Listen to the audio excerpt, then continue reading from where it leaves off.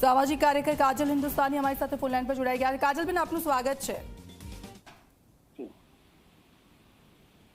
કાજલબેન, મોરબીનું આપનું જે નિવેદન હતું વિવાદિત પાટીદારની દીકરીઓ વિશે, તેને લઈને હાલ લોકોમાં રોષ જોવા મળી રહ્યો છે, શું કહેશો? હેલો જી, હેલો, મોરબીમાં અવાજ આવે છે? મારી સંભળાય છે અવાજ? બિલકુલ। સુરતમાં આપણે જાહેર મંચ પરથી એક નિવેદન આપ્યું હતું મોરબીની દીકરીઓને ટાંકીને પાટીદારની, તેને લઈને લોકોમાં રોષ છે, શું કહેશો?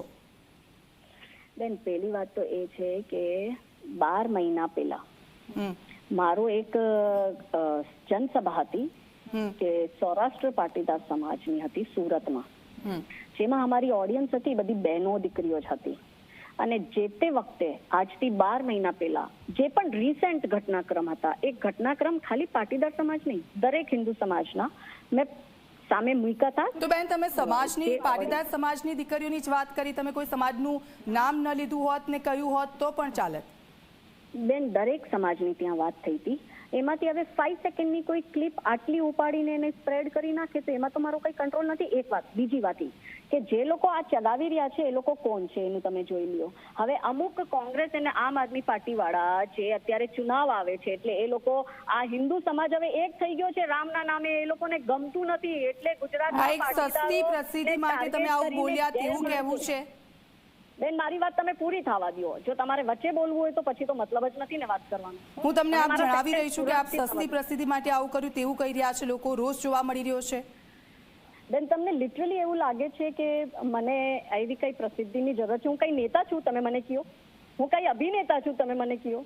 શું મારું કઈ હું ચેનલ ચલાવું છું કે મને પ્રસિદ્ધિ ને પૈસાની ને આવી બધી વસ્તુ કરવાની ને જરૂરત પડે? હું શું છું?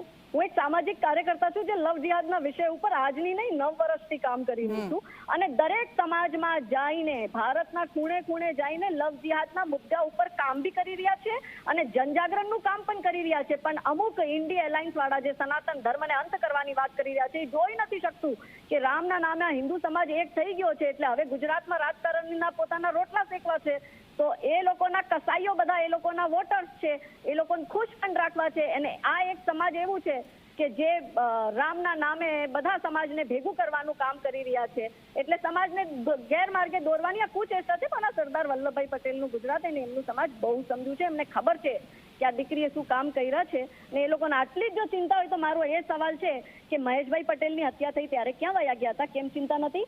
જૂનાગઢમાં જીવતીબેન વાસાણીની હત્યા કર નાખી પેલા દિલાવર સલીમે, ત્યારે ક્યાં ગયા? મહેશભાઈની હત્યા અનસે કરી, અનસ મંસૂરીએ, ત્યારે ક્યાં હતા? અને જો અત્યારે નેહા પટેલની વાય આજે કસાઈઓ લાગ્યા છે પેલી ગૌ રક્ષક છે, તો કેમ એ પટેલની દીકરી નથી? કેમ એની ચિંતા નથી? આ એસી કેબિનમાં મોટી મોટી જાતિવાદના ઠગના નેતા આવીને મને પ્રશ્ન કરે ને, એ લોકો તો મારો પ્રશ્ન છે કે હિન્દુ સમાજની જો ખરેખર તમને ચિંતા હોય ને તો સમાજ માટે કામ કરો, સમાજની દીકરીઓ માટે કામ કરો, લવ જિહાદના વિષયમાં જનજાગરણનું અભિયાન ઉપાડો, એક આ મુદ્દો છે।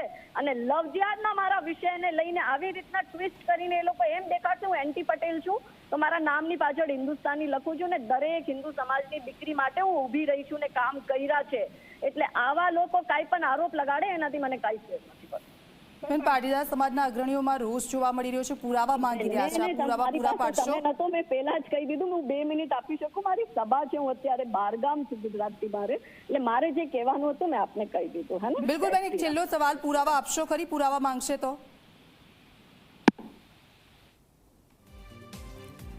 તેમણે ફોન કાપી દીધો છે, પરંતુ આજે તેમણે નિવેદન આપ્યું હતું સુરતમાં જાહેર મંચ પરથી પાટીદારની દીકરીઓ વિશે જે ટિપ્પણી કરી હતી તેને સખત શબ્દોમાં વખોડવામાં આવી છે। પાટીદાર અગ્રણીઓ છે કે માફી માંગે કાજલ હિન્દુસ્તાની તેવી પણ માંગ કરી રહ્યા છે। જ્યાં જ્યાં તેમની સભા થશે ત્યાં ત્યાં તેમનો વિરોધ કરવામાં આવશે તેવું કહેવામાં આવી રહ્યું છે। જો એમણે આવા કોઈ કિસ્સા જોયા હોય અથવા તો આવું કંઈ સાંભળ્યું હોય તો તેમણે તેના મા બાપને જઈને મળવું જોઈએ, તેમને સમજાવવા જોઈએ। આવી રીતે જાહેર મંચ પરથી એક જ સમાજની દીકરીઓ પર જે વિવાદિત ટિપ્પણી કરી છે એ અયોગ્ય છે।